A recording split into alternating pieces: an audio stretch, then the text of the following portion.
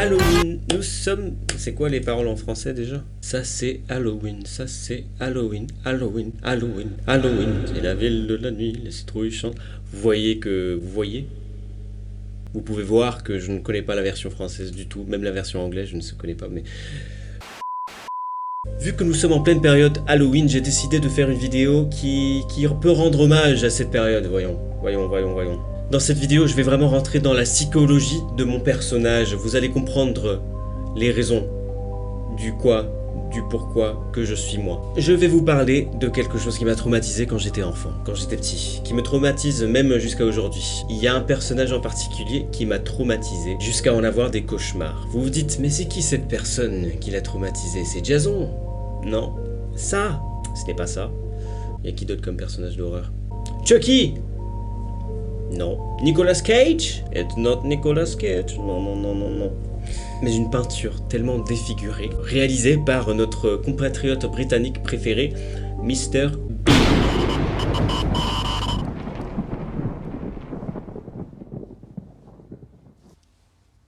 Pour vous donner un peu de contexte, Bean, le film le plus catastrophe, est un film sorti en 1997. Dans ce film, Mr. Bean travaille dans la National Gallery à Londres, sauf que, dû à sa maladresse, ses collègues décident de l'envoyer aux États-Unis. En fait, aux États-Unis, il y a un riche militaire qui veut acheter et repatrier le chef-d'œuvre La Mère de Whistler, ou en anglais Whistler's Mother, à la galerie Grierson à Los Angeles. Et donc la galerie Grierson décide de faire appel à la National Gallery pour qu'ils envoient un professionnel faire un discours en honneur de cet événement. Mr. Bean se retrouve donc à Los Angeles. Il est logé chez David, l'un des employés de la galerie Grierson. Il y a une scène au milieu de ce film où Mr. Bean se retrouve en tête-à-tête avec la mère de Whistler. Et bien sûr, en toute maladresse, il fait quoi Mr. Bean? Il éternue sur le visage de la mère de Whistler. Il essaye de le nettoyer avec un mouchoir, mais il empire la situation vu que son crayon a coulé dans sa poche et donc il essuie la peinture avec de l'encre. Par la suite, il amène la peinture dans un atelier où il veut réparer son erreur. Et il finit par le réparer, il utilise un produit, il enlève l'encre, tout se passe très bien. Sauf qu'en fait, il a utilisé un dissolvant ou quelque chose du genre pour nettoyer la peinture. La tête de la mère de Whistler finit par se dissoudre et il essuie le tout. Et puis au final, on se retrouve avec une grosse tache blanche au lieu de la belle tête de la mère de Whistler.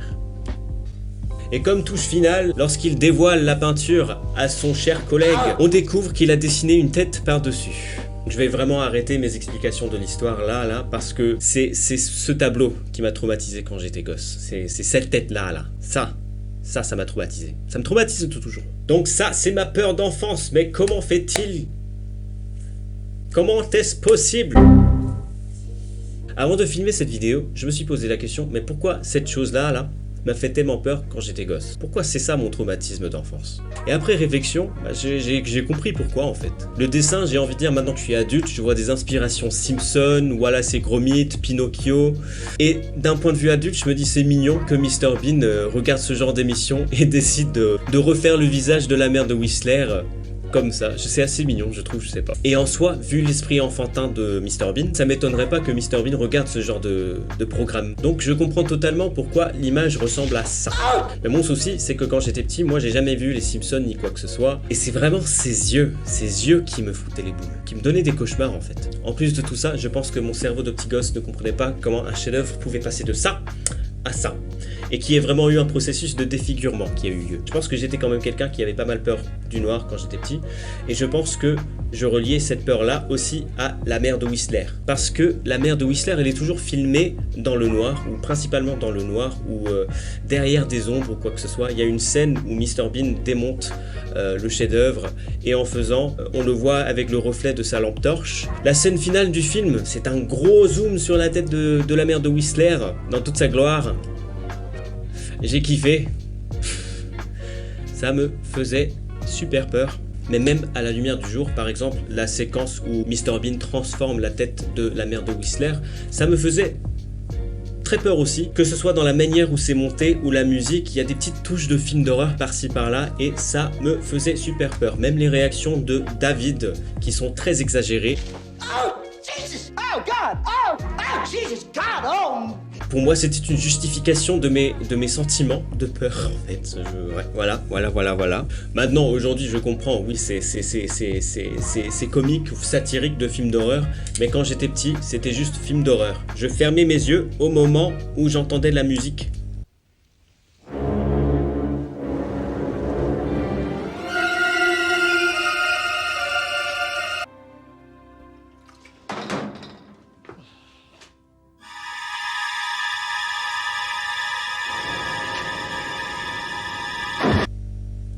Voilà. Donc quel est le résultat de cette peur d'enfance, de ce traumatisme d'enfance?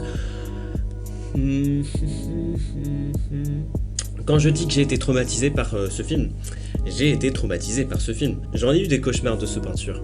Le seul dont je me souviens, la mère de Whistler avait le même style artistique que les pubs Red Bull, les dessins animés des pubs Red Bull, sauf qu'elle bougeait aussi comme un Terminator, avec un peu du stop motion. En français, apparemment, c'est de l'animation image par image. Un peu à la Wallace et Gromit, au fait, aussi. Sur tous les cassettes, tous les DVD, tous les CD de la BO, il y avait cette tête de la mère de Whistler, parce que bien sûr, c'était un peu le point commercial du film, le fait que Mr. Bean détruit le fait que Mr. Bean réussit à détruire un chef-d'œuvre international. Donc bien sûr, la tête de la mère de Whistler était partout. Sur la cassette que nous on avait chez nous, j'ai fait tout en mon possible pour cacher l'arrière de la cassette. Je le mettais dos au mur et je mettais tous les autres cassettes par-dessus. Mais même ça ne suffisait pas. On avait aussi l'album de la BO de ce film, et dans le petit brochure de l'album, il y avait la tête de la mère de Whistler. Après, il était plié en 4, donc on le voyait pas. Même si on retournait le dos du CD, on voyait pas la tête de la mère de Whistler. Mais juste le fait de savoir qu'il y avait ses yeux là, quelque part là-dedans, là, ça me faisait peur. J'ai toujours le CD quelque part, je ne sais pas où, pour vous dire à quel point cette peinture me suit. Sur mon lieu de travail, il y a un livre Mr. Bean qui résume les événements de ce film pour un niveau A1, A2. Et au dos, il y a quoi? J'étais en train de feuilleter le livre quand soudain j'ai retourné le livre, j'ai vu la grosse tête et j'ai sursauté. Oh Mais je pense que j'ai quand même fait du progrès dans mon traumatisme d'enfance parce que je réussis à en parler aujourd'hui ouvertement à vous. Ça va être facile à monter cette vidéo, ça va être trop bien. Bon, j'espère que vous avez passé un bon mois d'octobre, je suis très content de pouvoir faire des vidéos aussi divers. J'espère que le sujet de cette vidéo vous ait plu. Quels étaient vos traumatismes d'enfance? Dites-le moi par message privé et j'en ferai sûrement une vidéo dans un avenir proche. Est-ce du français correct? Je ne sais pas, je suis fatigué, c'est la fin de la vidéo. Joyeux Halloween et bonne soirée à vous.